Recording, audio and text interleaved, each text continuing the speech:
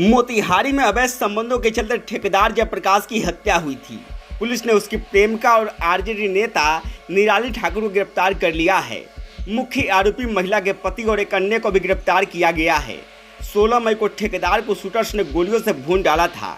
उसे और उसके ड्राइवर को 3 गोलियां लगी थी। हत्या का खुलासा करते हुए पुलिस ने बताया कि निराली उर्फ पल्लवी से अवैध संबंध को लेकर ठेकेदार का मर्डर हुआ। निराली के ठेकेदार जयप्रकाश के जीवन में आने और फिर उसकी हत्या तक की कहानी किसी फिल्म से कम नहीं है। जमीन बेचने से शुरू हुआ ठेकेदार और निराली उर्फ पल्लवी का रिलेशन उसी वह भारी पड़ा। जानकारी के मुताबिक निराली ठाकुर खुद को चर्चा में रखने के लिए अक्सर बड़े लोगों के बीच आना जाना, उनसे मिलना, उनके साथ टूर पर आना जाना करती थी। निराली ने 3 शादियां की थी। पहली शादी ठेकेदार जयप्रकाश के गांव सरोतर में, दूसरी शादी अरराज और तीसरी चिरैया थाना क्षेत्र के श्री कृष्ण में अवनीश से हुई थी। जब निराली ठाकुर के पहले पति की मौत हो गई तो उसके हिस्से की जमीन को उसे बेचना था।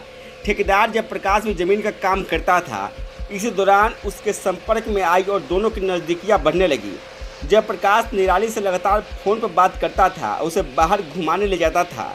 अन्य शादियों के बाद भी उसका संबंध ठेकेदार से बना रहा। एमएलसी चुनाव से पहले निराली ने राजद की मेंबरशिप ली थी।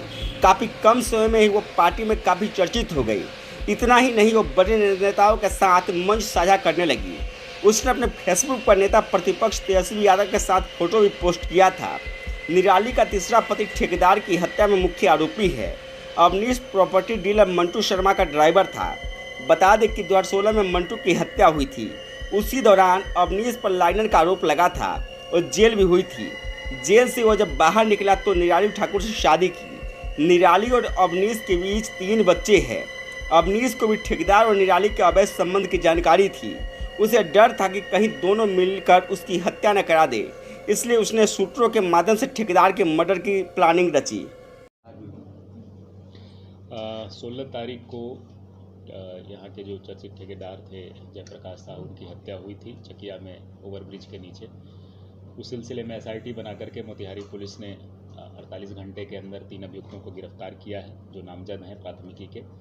और इसमें से अवनीश कुमार ने जो है कन्फेशन भी कर लिया है कि ये अवैध संबंधों के चलते ये हत्या की गई है, जिसमें उसने जो है उसकी पत्नी से मृतक के अवैध संबंध बताए गए हैं। और इसमें जो है अन्य जो विरोधी हैं मृतक के, उन सब के साथ साजिश का एंगल सामने आ रहा है, जिस पे SIT लगातार जांच कर रही है। फिलहाल 3 प्राथमिकी नामजद अभियुक्तों को हम लोग जेल भेज रहे हैं। टेंडर वार का भी नतीजा है क्या सर? ये सारी बातें जो हैं वो जांच का विषय है। इसमें गहन जांच की आवश्यकता है और प्राथमिकी में जो जो बिंदु उठाए गए हैं उन सभी पर हमारी SIT जांच कर रही है। इनके अलावा भी कुछ लोग इसमें संलिप्त हो सकते हैं क्या सर, जो प्राथमिकी अभियुक्त के अलावा?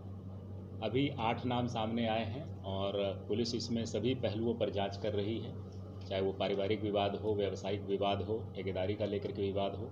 इन सभी मुद्दों पर जितने भी लोग आएंगे उनको इसमें शामिल किया जाएगा और वैज्ञानिक तथ्यों के आधार पर सबूत जुटा के उनको सजा दिलाई जाएगी। शूटर की पहचान हो चुकी है? शूटर की बिल्कुल पहचान हो चुकी है, उसके लिए छापामारी भी चल रही है। इनका पहले से भी आपराधिक इतिहास रहा है कैसे? बिल्कुल पहले से आपराधिक इतिहास रहा है। 3-4 केस में अवनीश जेल जा चुके हैं और इसकी जेल में ही पहचान शूटरों से हुई थी और प्लानिंग जो है इनकी चल रही थी। कौन लोग गिरफ्तार हुए हैं?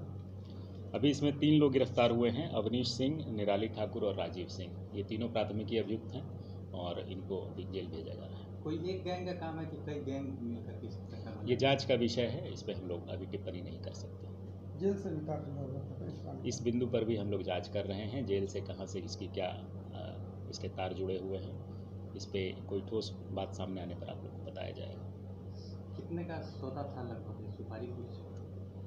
ये अभी जांच का विषय है, अभी इस पर कुछ कहना उचित नहीं है।